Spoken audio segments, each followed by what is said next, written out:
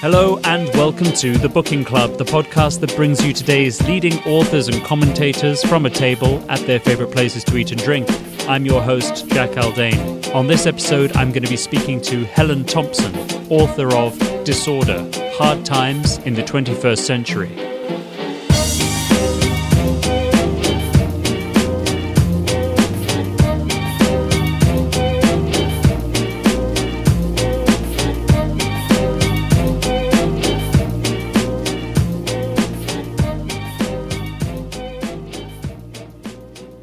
We are in the green room of the Palmerston in East Dulwich, and by we, I mean myself and Professor of Political Economy at the University of Cambridge and author of a new book titled Disorder, Hard Times in the 21st Century, Helen Thompson. Helen, it's lovely to have you back on the podcast. It's a pleasure, Jack, to be back again. You are the first repeat guest on the series. I'm honoured.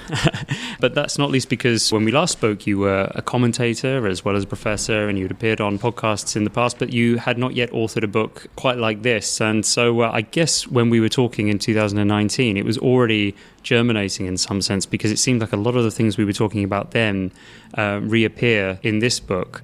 How long have you been thinking about this book in one form or other before you knew that you were ready to write it? I think I had some, let's call them stray thoughts about it in the second half of 2017, but my commitments in Cambridge meant that there was no possibility of me having any period of academic leave, the kind that's necessary to write a book. So they just kind of stayed thoughts that I was accumulating. And then in the summer of 2018, I started to think more seriously about what a book would be, because I knew that for the academic year for 2019-2020 that I would have the whole year off as academic leave. And I had this idea of writing something which was actually even more ambitious than Disorder, because there was going to be a fourth part to it about the relationship between culture and civilizational ideas and the territorial formation of states, particularly in Europe, but not only in Europe. And what I decided to do was to write a long essay. So I spent the summer of 2018 writing an essay that turned out about 35,000 words, where I worked out what I thought was the gist of the argument for the four parts as it then was. I didn't try to write a conclusion to it. Then during the course of 2018, discussions with my agent and the eventual editor, Luciana, decided that the fourth part was going to make things far too complicated. And I started then, having got the contract, writing it properly in the summer of 2019, by which point I'd understood that the geopolitical story at least was going to be a bit more complicated than I'd initially imagined, partly because I'd spent some of the time during the course of 2018 learning more about the geopolitics of gas than I did when I first had the idea for the book. And so you were already writing this book when we spoke last. I think it was September 2019. Yeah, I seriously started that September, because although I was doing some work in the first parts of the summer, it was interrupted for various reasons. What's been so refreshing and challenging for someone like myself about this book is that it does away with the comfortable narrative that all political history is based on a clash of ideas. And in fact, you force the reader to get to grips with the fact that so much change is actually rooted in the material facts of politics, energy security. But before we get on to that, I actually just wanted to interrogate the title of the book, because you started our last conversation talking about a Dickens novel. And here he is again, stowed away in the subtitle of this book, Hard Times in the 21st Century. And you have an excerpt of Hard Times and A Tale of Two Cities in there as well. Are these just respectful nods to Dickens that you like to make, or has he influenced this book in a more profound way? This is quite a complicated question. I originally wanted to call the book Hard Times, or Hard Times in the 21st Century. And so the Dickens nod was quite central. I think it came partly because either I can think of titles very quickly or I can't think of them at all. And this appealed to me as both something that made sense to me in terms of my relationship with Dickens, in that Hard Times was the book that put me off Dickens for like 15 years. And so Because obviously I was wanting to argue that we were living through an era of hard times, it was kind of like a reminder to myself in some sense of how wrong one could be about things. And it was probably only in 2019 or perhaps 2018 actually, that I went back to reading Hard Times, because although that I'd spent a lot of time reading the Dickens novels between 2004 and then I'd deliberately not gone back to Hard Times because I kind of blamed it for the pleasures that I'd missed out on for so long, Great Expectations aside. And then, though, the more that I I reread it, I think, again, during the course of writing the book, and the more that it occurred to me that actually it's quite a profound meditation on the beginnings of coal-fueled industrial civilization. I think it's fair to say, I've written a piece about this quite recently, that it's Dickens' one dystopian novel, and at the heart of the dystopia, I think, is coal. And given that I was intending from the start to finish the book with climate change and the energy transition, though I hadn't quite seen how to do it, I think, when I first actually started writing. That idea that Dickens was writing this book, which he was calling Hard Times, as this fossil fuel energy civilization was taking off, and that we were on the precipice of trying to leave it behind, and that this was an incredibly difficult thing to do, including in relation to the consequences of fossil fuel energy civilization. That idea, the symmetry of that, appealed to me. Let's start at the beginning then. There are various points we can start. Is it fair to start in 1956, the Suez Canal crisis? The reason why you can go backwards from it, 1956, is also why you can go forwards from it. And let we just start in the consequences rather than the actual crisis itself.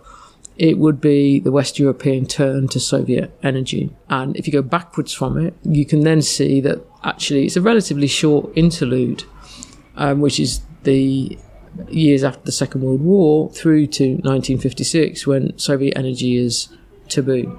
So if you look at the Second World War period, actually, before Hitler turns on the Soviet Union, declares war on the Soviet Union, then the Nazi war effort is dependent upon Soviet oil. That's sort of enshrined into the Nazi-Soviet pact. Weimar Germany had an energy relationship with the Soviet Union. France and indeed Britain, actually in the 1930s as well, were taking Soviet oil imports. So you have a period of taboo, which is the first decade or so of the Cold War, and then the West European governments, I should say, bring that to an end. I mean, there's some movement from the Italians before that, but it's really at the company level rather than at the state level. The West Europeans bring that to an end because when the British and the French have acted as they understand it, entirely as they're supposed to understand in the energy logic of the post-Second World War world, Eisenhower said, no, I don't want you acting like that. You're acting like imperial powers, and don't you understand the world has moved on and this is the age of Arab nationalism, and you're embarrassing us, and pulls the plug on it. Did he in fact say, we are the Roman Empire, you are ancient Greece? I don't know about that. But the thing from the British point of view is that the British and the French are doing what they're supposed to do, particularly the British, because the American position by 1947 had been, not only do we not want you to import Soviet oil, we don't want you importing oil from the Western Hemisphere either, because we're sufficiently worried about long-term supply. We kind of want that for ourselves. And that means that you're going to import oil from the Middle East, and we're not willing to be the military power in the Middle East that is going to protect your energy interests in that region. So the ones who are going to stay there are the British, and the British are supposed to act like an imperial power. As a guarantor. As a guarantor. And then when Britain does act like an imperial power with France and Israel, Eisenhower says, we don't want you acting like an imperial power. Don't you understand the world's moved on and we don't live in the age of empire any longer? And by the way, we've got enough financial pressure to bring you to heel and ensure that you can't carry on with your military. But we don't live in the age of empire at the same time, they're yes. saying. Yeah, okay. So from the point of view of the West Europeans, particularly France and I would say more so West Germany, this is an absolute existential crisis. I mean, the British have still got a position in the Gulf, and they're still in a strong position in relation to Kuwait, and they're still able to import oil from those companies producing in Kuwait in particular, paying in sterling, which is a big advantage. The French have got hopes about Algerian oil because 1956 was the year in which gas was discovered in Algeria. They see an Algeria, which is still a French colony, obviously, at that point, an Algeria that's into the European Economic Community that's agreed the next year. Then that is a way for the French that all of the European community can buy Algerian oil, and that becomes the alternative. But that idea isn't entirely successful in practice. It's not, because obviously by 1962 the Algerians have got their independence, though de Gaulle ensured that French energy interests were quite well protected until the nationalisation a decade or so later. But from the West German point of view, they don't have the Kuwait option, and Algeria is not a French colony. They don't have an equivalent of a colony, and so the Soviet option makes a great deal of sense from their point of view, and particularly because Khrushchev regards it as essential for the future of the Soviet economy to be able to develop an export capacity. That suits the Soviets very well as well, or it suits Khrushchev anyway very well. I think I said earlier before we started this conversation that Disorder could have been 3 books, except you wouldn't be able to tie it together in the conclusion that you do. What takes us to the next big historical shift? Is it to jump to the 1970s? Yeah, I mean, there are some crises, I would say, along the way, and some fault lines that become evident, including essentially another Suez Canal crisis in 1967. But the crucial watersheds, I think, on a number of fronts then come in the 70s, and they all interact with each other, I would say. So the first one, I think, and perhaps this is the best way in, is the fact that in 1970 US oil production peaked. It would not reach the same height until the latter part of the shale boom in the 2010s, when it actually did go higher. And that meant that a seismic shock was hitting both the geopolitical world and the world economy, and that was that the world's largest oil consumer, the United States, was on a trajectory to become the world's largest oil importer.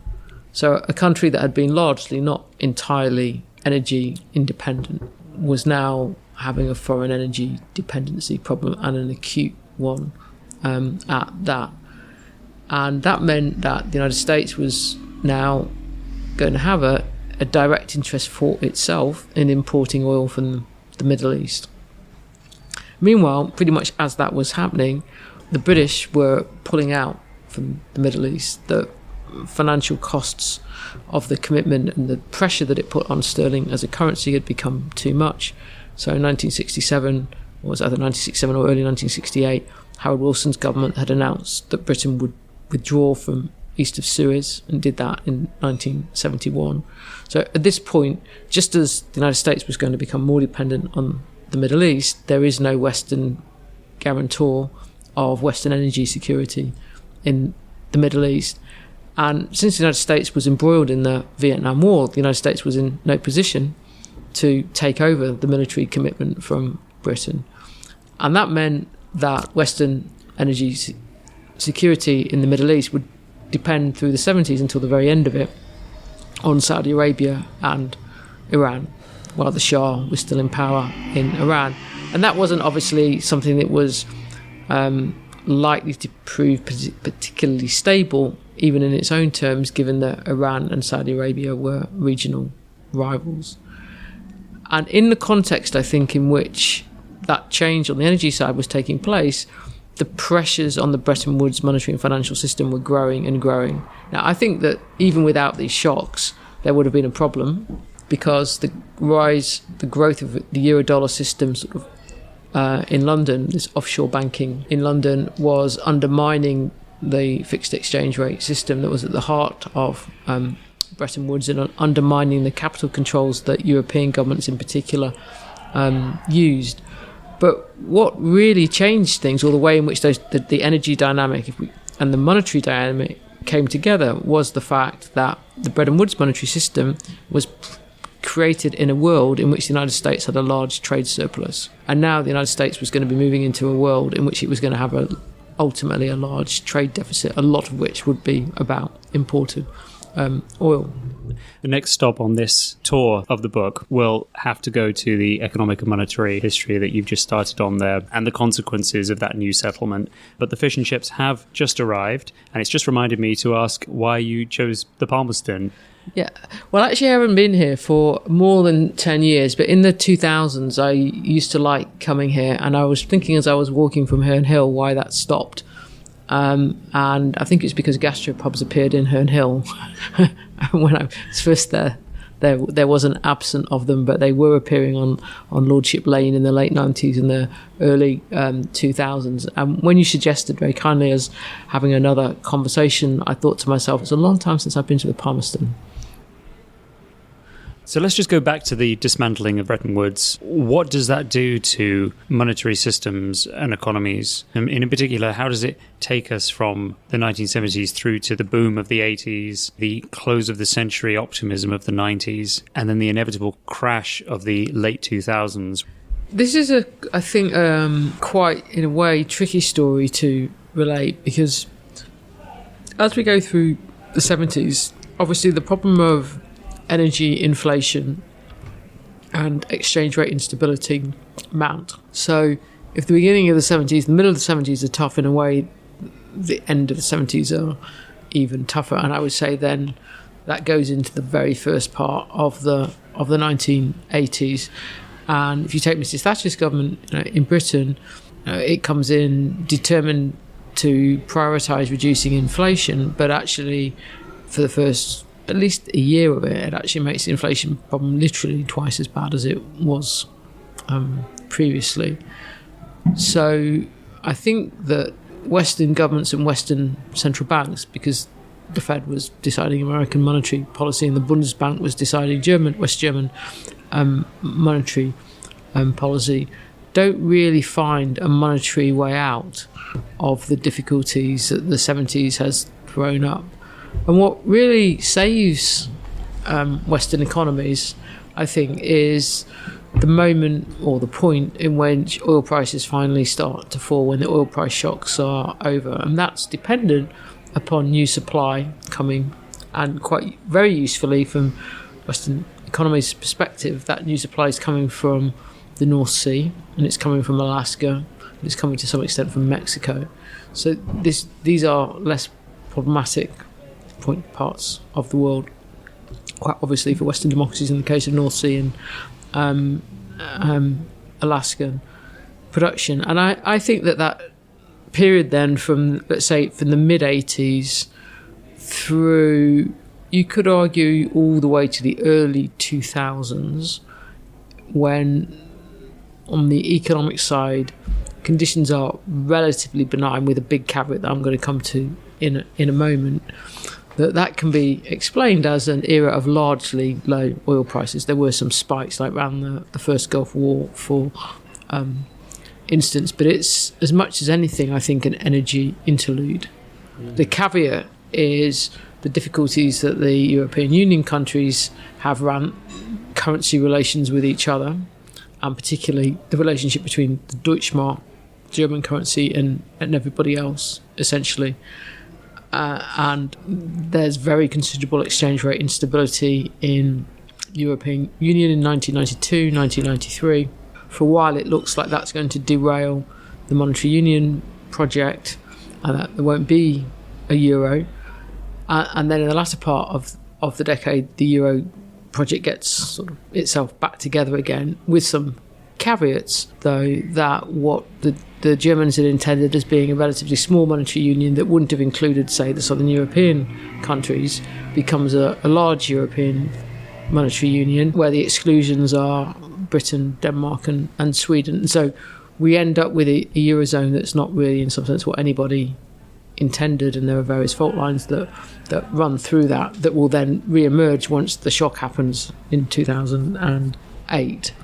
And I think what's striking about that side of things is there's just a presumption as it's all happening from the late 90s through to 2007, because it all crashes in first time in August 2007, that somehow risk's been eliminated. Right, and the irrational exuberance. Exactly, and that gets Greenspan, allied to Greenspan's, we've solved boom and bust. We don't really have recessions any longer. But the reason you can say something like that is because the major recessions of the post-war period have got an oil price hike before them, and that's what's missing. So that's why you can say there's kind of like no boom and bust. It's not that the monetary technocrats have solved everything any more than it is that the mathematical modelers have eliminated risk. So oil is always there, just seeped into everything. Yeah, and I think that the point in which, in the build-up to 2007, all the stories start coming back together again, is when, in the face of China's rising oil demand and the effective stagnation from 2005 of oil production, oil prices really start rising, and the central bankers really start worrying about energy inflation, even though it's not really materialising in overall inflation. They've got their heads back actually into the 1970s, and so they start raising interest rates, and that has a set of knock-on consequences that ultimately ties the oil issue to what's going on in the American housing market with subprime mortgages, to what's going on in bank funding markets where mortgage-backed securities are being used as collateral, to the point in August of 2007 when the money markets in which banks borrow freeze, and then we're into the set of events that we come to call the 2008 financial crash, and all then the assumptions that have taken hold during the interlude really come apart. What is it about this energy security story that influences the 2010s so that we get Brexit and Trump? Well, I think there's two very different things here. I think if we take Brexit first, one of the fundamental causes of Brexit, I think, though it's far from the only cause, is the ways in which the United Kingdom's position as a member of the single market and a non-member of the eurozone, while possessing the offshore financial centre of the eurozone in London, that unravels under the conditions of the eurozone crisis. And one of the ways in which it unravels is on the freedom of movement side, because from some point in really late 2011, early 2012, we see a divergence, a macroeconomic divergence between the Eurozone and the United Kingdom. So until that point, the UK recovery from the crash has been worse than the major Eurozone countries. And then the tide turns in the favour of the UK in terms of growth from about 2012. And if we say, well, why did that come about? I think fairly near the top of the list is because when oil prices went back over $100 a barrel again in 2011, that the European Central Bank responded to that by raising interest rates. It said we have to have a monetary response to energy inflation because it will turn into overall inflation. And even though British inflation was actually higher than in the Eurozone, quite a bit higher actually, the Bank of England followed the Federal Reserve Board in saying, we're not going to do that. We're going to let inflation take the strain, and so didn't raise interest rates. And that's when the macroeconomic divergence starts.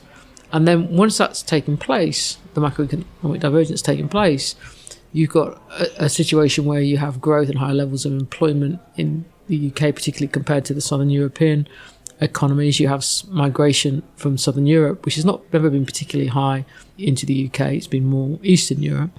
And lo and behold, in UK politics, you've got the rise of UKIP.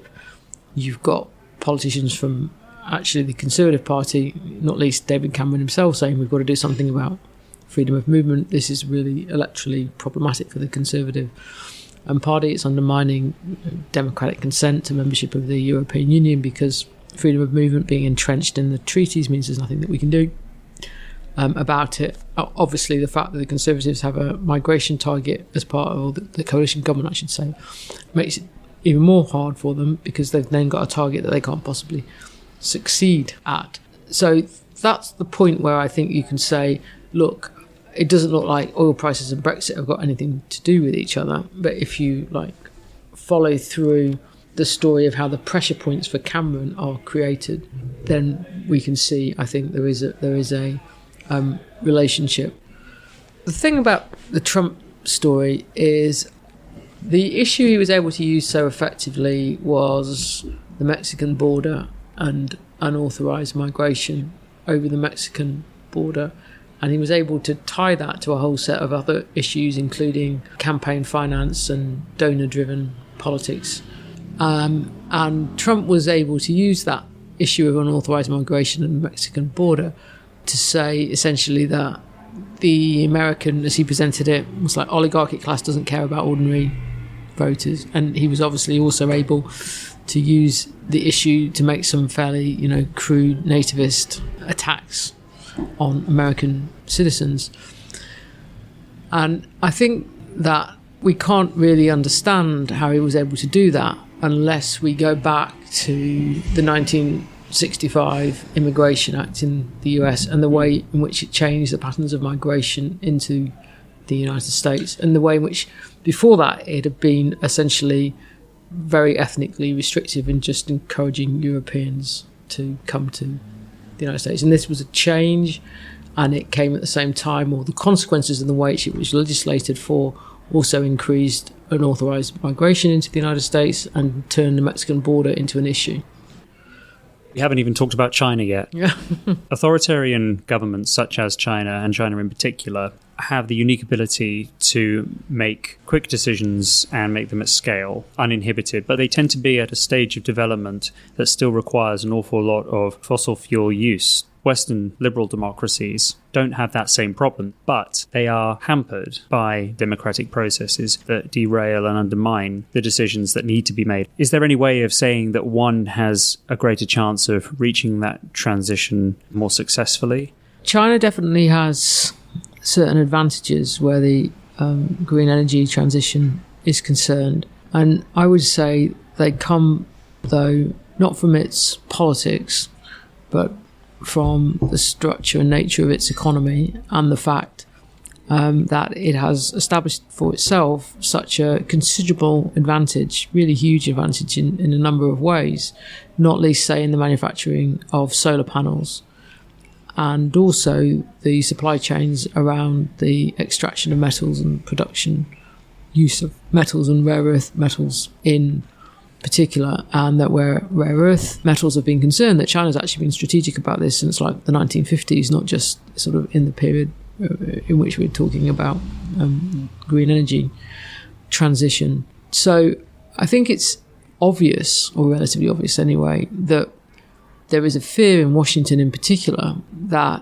China has got ahead in green energy. And if they take seriously the idea, and I think that those closest to power do take this quite seriously, that in the geopolitical world that energy power is consequential, then that would worry you geopolitically. And I think you can see that in some of the things that Biden's actually said during the time in which he's been president. And I think that's part of the fear of China in Washington, going back to Xi Jinping's Made in China 2025 strategy that was articulated in 2015. And I think actually that is the context really in which there was such a shift in the bipartisan consensus in US Congress about China policy, that Trump was really the symptom of that in the end, rather than actually the cause of it, even though lots of people in the Senate might not have liked the fact he was conducting a trade war over Twitter.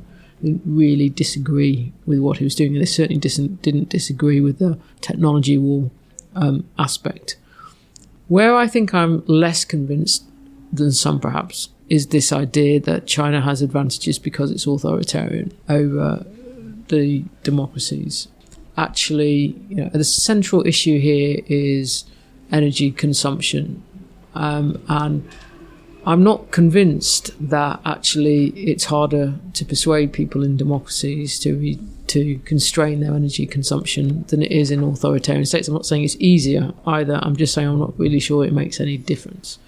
Given that in the UK at the moment there are rumblings of an attempt by the usual suspects to try to push the country to yet another referendum on net zero. Why not? I mean, I just can't see Farage having anything like the same success in pushing for a referendum on net zero that he had on the European Union. I mean, aside from anything else, there was a history to referendums on EU treaties and actually on EU membership, including for Britain going back to 1975.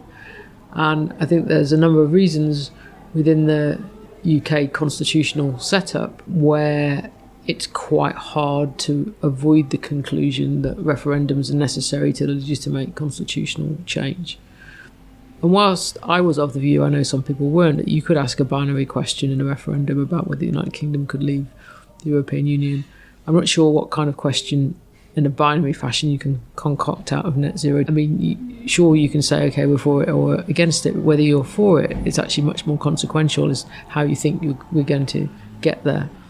I feel like we've ended this conversation where we ended the last one. What Western nations are prepared to sacrifice for stability? If it is the case that we need to use less energy, what practical examples are realistic in terms of what that would mean for ordinary citizens and voters, given that, again, there will be losers in this, and that losers in elections and political decisions tend to take this less and less well? Yeah, I mean, obviously there are going to be significant issues about losers' consent. You could see it in the Gilets jaunes.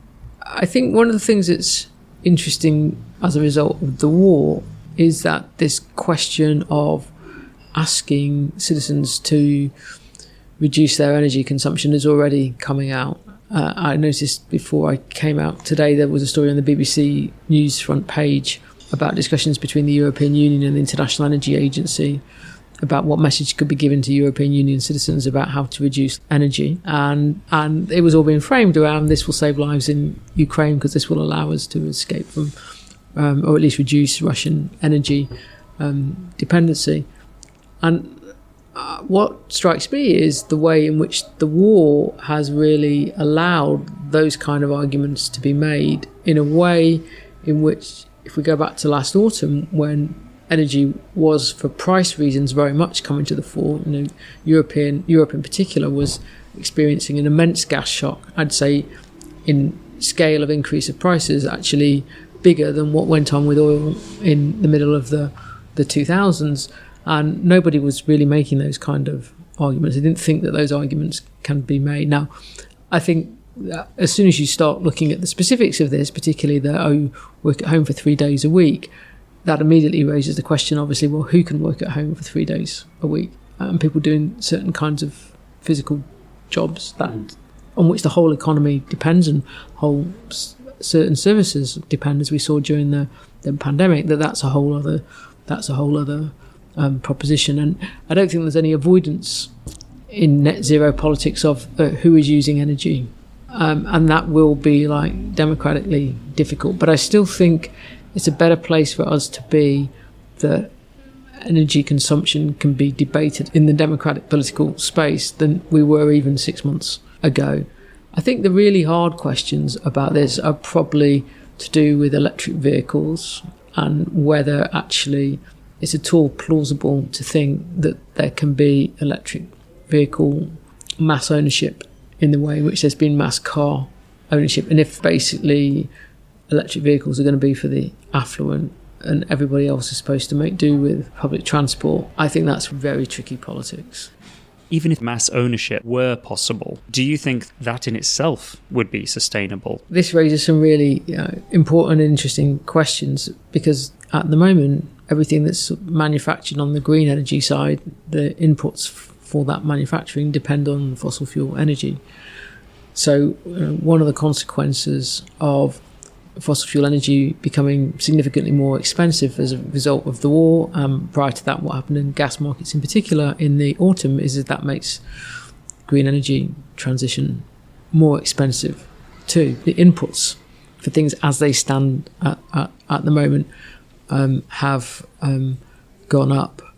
And then there's the metals question and the question of how realistic is it for there to be the scale of metal extraction and production that would be necessary to bring about net zero 2050 in a way which essentially like replicated how everything is now, but with a largely different energy base. The things that I read would suggest, shall we just say, there will be constraints. And I think that this does raise some pretty important questions, because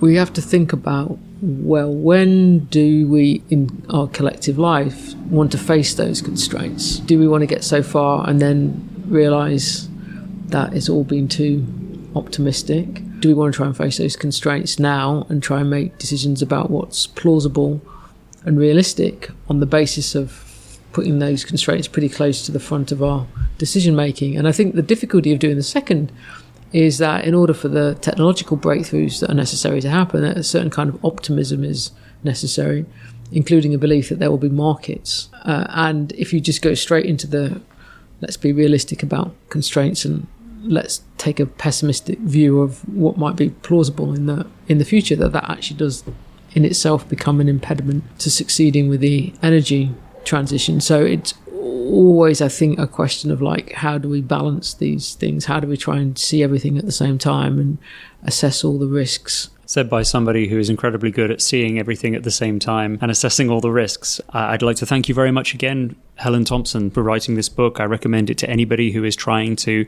work out how we got to be where we are by avoiding the cliches and really getting deep into all of the moving parts. Thanks very much, and thanks very much for dinner, Jack. It's been a great conversation.